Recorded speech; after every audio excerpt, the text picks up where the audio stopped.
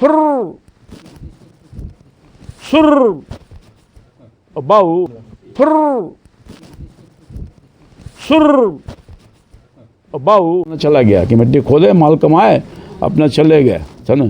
तो देश की इतनी बड़ी जो धन था, जो गरीबों का धन था, किसी का धन नहीं था, गरीबों का धन था। राज्य कोष या केंद्र में जो कोष है वो कोष किसका है? टैक्स के रूप में कौन देता है? यही गरीब तो देता है बेचारा, किसान मजदूर, उसकी कमाई का तो टैक्स जाता है। उस कोष को लूटना चाहते हैं।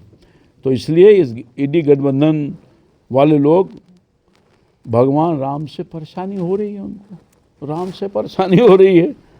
और विकसित भारत से भी ये देश का ही राम है, यह तो कोई और देश में हर कंकर शंकर है, हर कण में राम बसे हैं। ये तो देश ही राम का है, उससे नफरत कैसे करिएगा भाई? नहीं कर सकते हैं।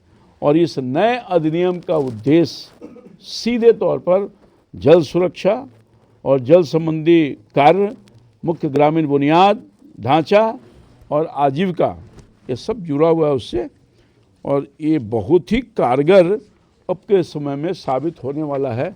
इस संबंधी जो आजीविका संबंधी बुनियादी ढांचा है और ख़राब मौसम के कारण काम में जो कमी से कम करना है, ये सारा काम है। जब मनरेगा शुरू हुआ था तब ग्रामीण बेरोजगारी बड़ी चुनौती थी।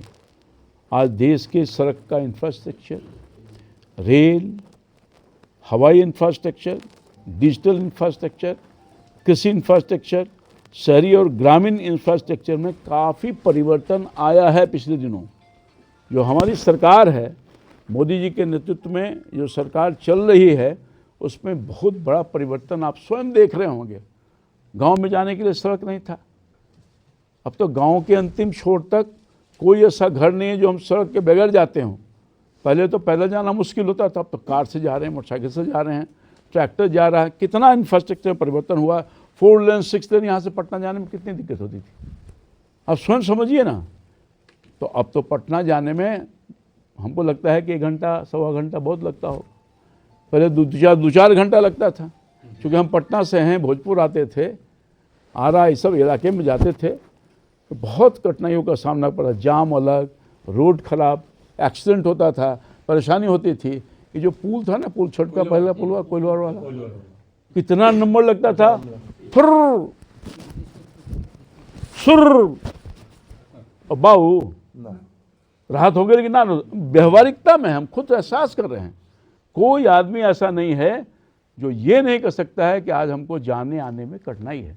और सरकार की जो प्रतिबद्धता थी कि हम किसी से राजधानी तक, किसी इलाके से हमारा जो, चाहे पूर्णिया हो, कटिहार हो, अररिया हो, किशनगंज हो, भोजपुर हो, बक्सर हो, कहीं से आसानी से आप आ जा सकते हैं और मैक्सिमम 4 से 5 घंटा ही लगेगा।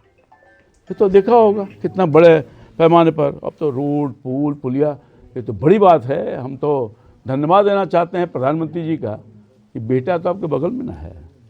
अंतर्राष्ट्रीय एयरपोर्ट, मैंने उस मामला को, उस इलाके से मैं सांसद लगातार रहा हूँ, तो मैं धन्यवाद देना चाहता हूँ।